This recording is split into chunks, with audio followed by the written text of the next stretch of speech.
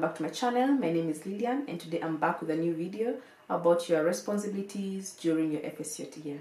So number one, you are expected to wash patients.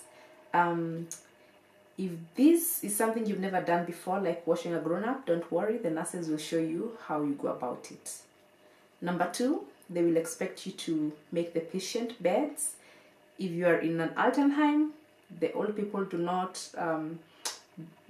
spend the whole day in bed, so when they wake up and they get washed or they wash themselves, their beds have to be made, so you will be expected to do this kind of job, and also in the hospitals too.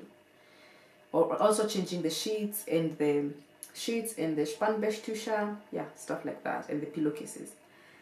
Number three, they will expect you to be able to control the vital signs. They will also show you how to do this if you've never done it before. And by vital signs, I mean the blood pressure, the pulse, and also the temperature.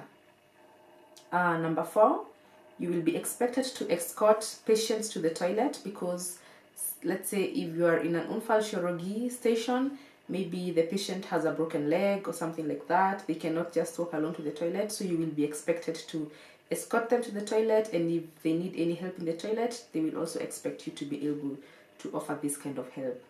Number five, this does not always apply, but it happens sometimes.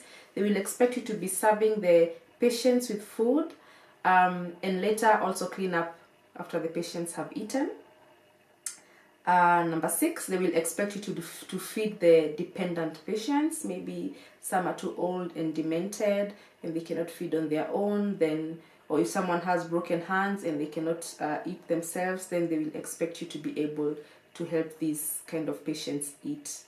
Number seven, they will expect you to fill in the nursing aid shelves. That is where they have the diapers, for example, the disinfectants, the bandages, etc. But this is not something that you cannot do. I mean, you just have to fill in the shelves. It's easy peasy.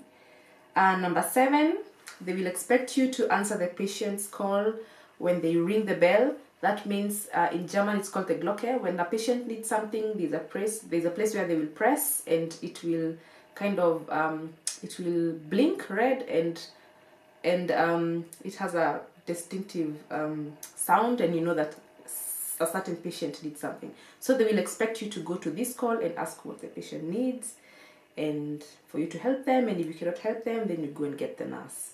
So number nine, generally your work is cleaning up after the nurse, disinfecting places, disinfecting the Infusionsständer, disinfecting, putting the Urinflasche in the Reinigung and stuff like that. So generally you will be cleaning up after the nurses.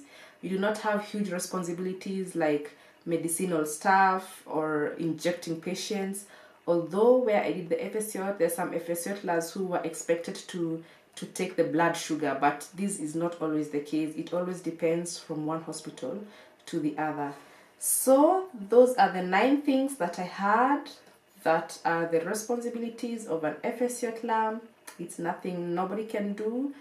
I hope this was helpful. I hope I have painted a rough picture of what you're supposed to be doing in the hospital. And yeah, I wish you guys a nice time during your Fsj year, and I'll see you in the next video where we'll be talking about the pros and cons of an Fsj. Bye bye.